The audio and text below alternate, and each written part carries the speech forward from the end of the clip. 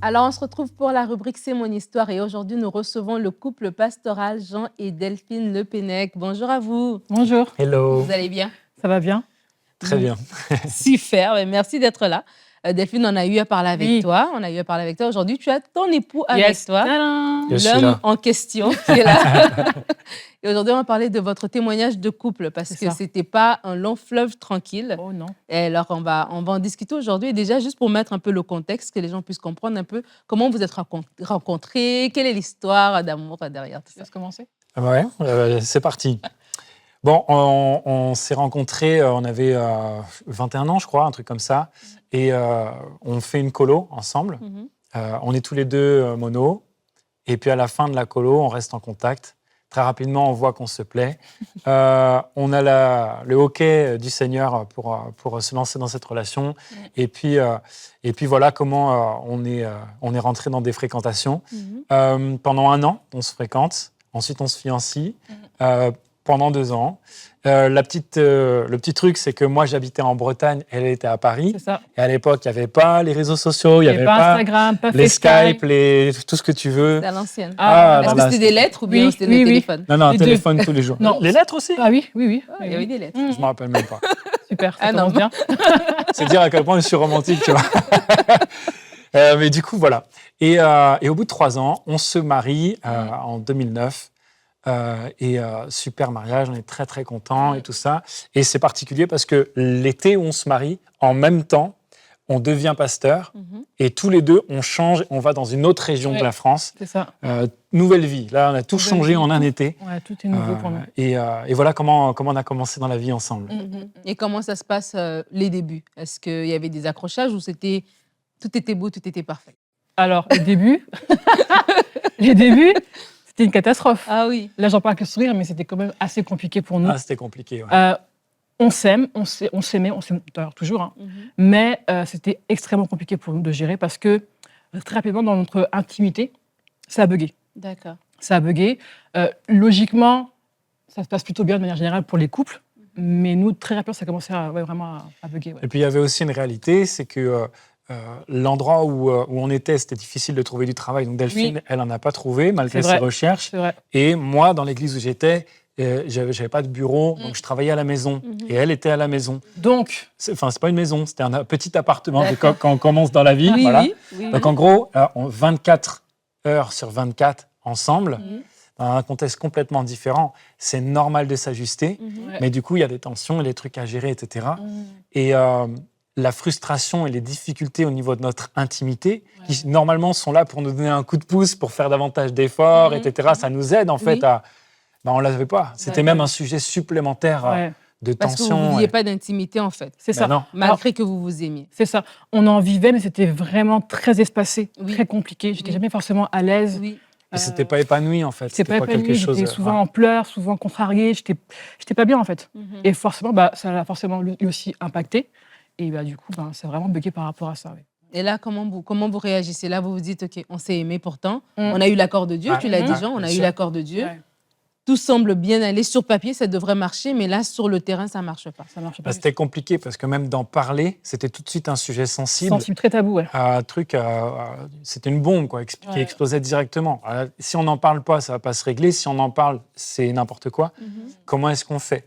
Et puis là, à ce moment-là, Delphine, elle a réalisé quelque chose en fait. Elle a réalisé quelle était l'origine de tout ça. Pourquoi, malgré le fait qu'elle m'aimait, que je l'aimais, si je l'approchais, elle s'éloignait de moi. OK. Ce qui est fou, c'est que, alors que c'est mon mari, que je l'ai choisi, il m'a choisi, on s'est choisi, dans l'intimité, c'était dur parce qu'en fait, en face de moi, c'était comme mon agresseur, tu vois. Alors que c'est mon mari, alors que je l'aime, alors qu'on s'aime, tu vois. Donc c'était vraiment dur pour nous, c'était vraiment dur pour moi en tant que femme, en tant qu'épouse. Et je me disais, mais mince, en fait, je suis une demi-femme, en fait. Je suis pas vraiment une femme vraiment à part entière. Et je me disais, mais en fait, c'est de ma faute si ça va pas. Oui, parce qu'en fait, au départ, on ne le savait pas. Delphine s'est rendu compte qu'en fait, tout ça venait d'abus sexuels qu'elle a vécu dans son enfance. Oui. Et au départ, elle ne savait pas. Ni elle, encore moins moi. C'était compliqué, c'était très bizarre en fait, parce que c'est comme si je le savais, mais en même temps, je le savais pas. C'était vraiment... Tu mesurais pas l'impact en fait. Exactement. Tu pensais pas que ça pouvait avoir un lien avec ta vie d'épouse, tu t'es dit Exactement. justement, ça c'est fini. Voilà, c'est Là, passé. je suis mariée, ça va être bien. C'est ça, exactement. Donc ça, c'était compliqué pour elle, Mhm. parce que du coup, elle ne se sentait pas comme une femme à part entière. clairement Elle ne pas. comprenait Wow. pas comment se manifestait l'amour envers moi, et c'était très difficile. Et Ouais. puis pour moi, c'était difficile. Je ne comprenais pas non plus. Je ne me sentais pas désiré. Oui. C'est difficile pour un homme de ne pas se Oui, c'est sentir admiré, de ne pas se sentir désiré. De pas... Et comme je ne savais pas quelle était la base du problème, je ne comprenais rien. Je buguais complètement. Après, on a découvert Oui. la base du problème et c'était difficile. Nous, les gars, on aime bien solutionner les trucs. Mais je n'avais pas de moyen de faire... J'étais impuissant par rapport à ça, si ce n'est de la soutenir, de la comprendre et de patienter et de progresser, j'allais dire, centimètre par centimètre, des fois pendant des longues périodes. Ça a duré longtemps. Et tu dis, Seigneur, je te fais confiance que les choses vont s'améliorer. Tu dois lutter contre la pensée que jamais tu auras le droit à une vie sexuelle épanouie, Ouais, c'était à dur, bien ça. s'entendre, à avoir un couple avec une complicité, parce que du coup, ça donnait sur tout le reste. Ouais.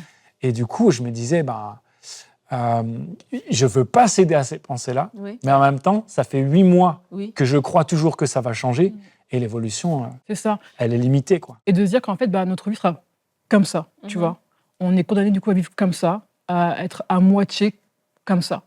Mais c'est vraiment un mensonge du diable, ça. Vraiment, c'est complètement faux. Ce n'est pas ce que Dieu voulait pour nous, ce n'est pas ce que Dieu voulait pour lui comme pour moi. Et du coup, on a pris vraiment position par rapport à ça. En fait, c'était tellement douloureux dans le quotidien. Parce que là, on parle de ça, mais il y avait aussi les disputes au quotidien, de ne pas se comprendre. Par exemple, il me faisait ça, mais je vrillais, en fait. Je Tout à vrillais. fait, ouais. Et comment tu parles de la patience dans une épreuve en se disant, bon, le long terme, Dieu va finir par changer, mais dans le quotidien, comment on se bat à la pensée de, peut-être je me suis trompée, peut-être ce serait plus facile ailleurs, ce serait plus facile à recommencer ailleurs. Comment on fait? La résignation, c'est terrible. Et Dieu ne veut pas qu'on ait cette résignation. On doit toujours y croire. Je ne sais pas.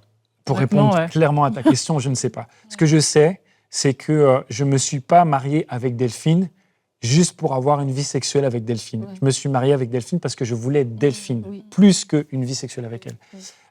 Et ça m'a tenu. Il n'était pas... Les pensées de me dire « tu t'es peut-être trompé », etc., je ne les ai jamais laissées s'installer chez moi. Elles n'ont pas eu beaucoup de chance d'exister. C'était elle que je voulais, j'en étais certain. Donc par la grâce de Dieu, ça, je n'ai jamais remis en question. Par contre, après, comment faire pour tenir? Je n'ai pas tout le temps bien géré. La frustration, les tensions, le manque de communication, parce que quand on essayait, ça explosait directement, faisait que c'était difficile d'en sortir et de s'améliorer. Et j'avoue que moi, je me suis dit, en fait, ça ne sert à rien de continuer. Donc, je vais partir. J'ai vraiment pensé à ça. Vu que je souffre. Et qu'il souffre. Et autant partir, en fait. Mais, encore une fois, c'était vraiment la mauvaise décision, la mauvaise pensée, qui n'était vraiment pas de Dieu, clairement. Mais c'était tellement dur, en fait, qu'autant partir. Mais encore une fois, on a pris position, on a fait ce qu'il fallait pour pouvoir du coup avancer. Ouais, quand on s'est rendu compte de ça, on a investi en nous. On allait voir un couple, Éric et Rachel Dufour, qui ont un ministère pour s'occuper des pasteurs. Ils sont pasteurs, ils sont thérapeutes également. Et en fait, en allant là-bas, on s'est rendu compte que, il y avait encore on était en processus, qu'il y avait encore tout un tas de choses à faire, à avancer ensemble. Ils nous ont guidés, ils nous ont donné des outils.